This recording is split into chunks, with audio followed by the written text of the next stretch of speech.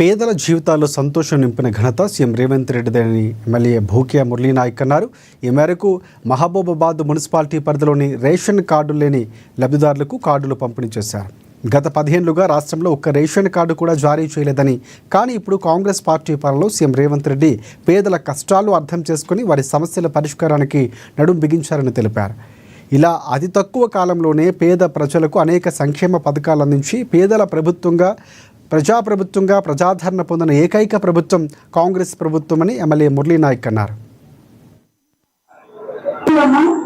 ఆరోగ్యశ్రీ పథకం కింద వారు ట్రీట్మెంట్ తీసుకోవాలన్నా, ఇంట్లో పేద కుటుంబాలు రేషన్ షాపులో బియ్యం తీసుకోవాలన్నా, ఏదన్నా ప్రభుత్వం వచ్చినప్పుడు సంక్షేమ పథకాలు తీసుకోవాలన్నా కూడా ప్రతి దానికి మూలం రేషన్ కార్డు. చాలా మంది పేద ప్రజలు చెప్పులు అడిగేలా ఆఫీసుల చుట్టూ తిరిగి గత 10 సంవత్సరాలుగా ఎన్నిసార్లు వాళ్ళు మొరబెట్టుకున్నా కూడా గత బీఆర్ఎస్ ప్రభుత్వం రేషన్ కార్డులు ఇవ్వలేని పరిస్థితి. ఆ పరిస్థితి నుండి మన ప్రభుత్వం, పేదల ప్రభుత్వం, మీరు కోరిచ్చినటువంటి ఇందిరా ప్రభుత్వం, ఇందిరమ్మ రాజ్యంలో పేదలకు న్యాయం జరగాలని చెప్పేసి మనకు కొత్త రేషన్